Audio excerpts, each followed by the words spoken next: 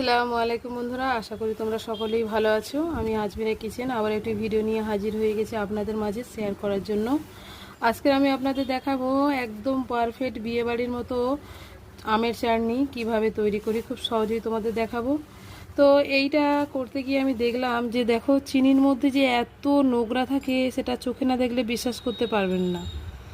আমি এটাকে কিভাবে ওয়াশ করে এই নোংরাগুলোকে ওয়াশ করে নিয়ে এই চিনিটাকে আলাদা করে চাটনিটা বানাই, সেটাই তোমরা দেখতে থাকো। ফুল ভিডিওটা দিয়ে দেখতে থাকো, কেউ স্কিপ করবে না। ভিডিওটি ভালো লাগলে অবশ্যই একটি লাইক দিয়ে ভিডিওটাকে কন্টিনিউ করে সাবস্ক্রাইব করে পাশে থাকার অনুরোধ রইল। তো দেখো আমি কিভাবে ওয়াশ করে আর চাটনিটা করি। তো চলো রান্নার কাছে চলে যাই। একটা গামলার মধ্যে ঢেলে নিচ্ছি।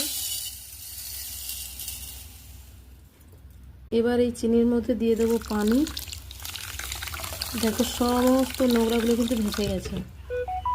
এটাকে একটা গামলায় ছেঁকে নিয়েছি। এবার বাকি যেটা পানি ঢেলেছি চিনির উপরে, সেটা এইটার মধ্যে দিয়ে ছেঁকে নেব উপরের পানিটাকে। দেখো কত ময়লা বেরিয়ে, দেখো ছিদ্র থেকে যেগুলো ছোট ছোট ছিল বেরিয়ে গেছে, ওটাকে আবারও আমি ছেঁকে নেব। এর মধ্যে দিয়ে দিচ্ছি ওই পানিটা। এবার আমি ছেঁকে নেব।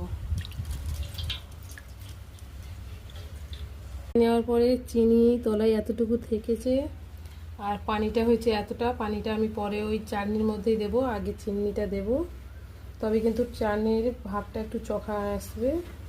তো চলো রান্নার কাছে চলে যাই। দিয়ে দেবো তেল সামান্য পরিমাণে, 5 ফোড়ন, তেজপাতা, দিয়ে দেবো একটা শুকনো লঙ্কা, দেবো আমগুলো একটু পাকা ছিল তো তোমরা লবণ। আমি নিয়ে নিয়েছি কিছুটা কিশমিশ আর নিয়েছি কিছুটা গোটা আঙুর, এটাও দিয়ে দেবো এর মধ্যে।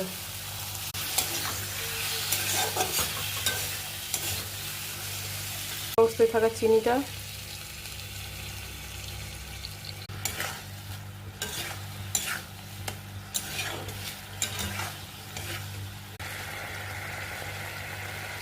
হতে হতে দেখুন একটু কালার বদলে যাবে আর একটু চকা ভাব চলে আসবে। তারপর কিন্তু আমি সেই চিনি ওয়াশ করা পানিটা দিয়ে দেবো।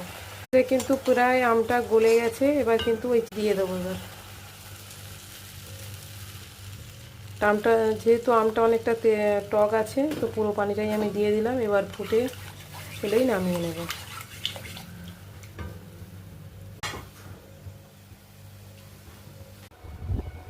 চাটনিটা হয়ে গেছে, দেখো কত সুন্দর লাগছে দেখতে না, একদম বিয়েবাড়ির মতো পারফেক্ট আমের চাটনি। এই ভিডিওটি কেমন লাগলো অবশ্যই কমেন্ট করে জানাবেন। আজকের এই পর্যন্ত, আল্লাহ হাফেজ।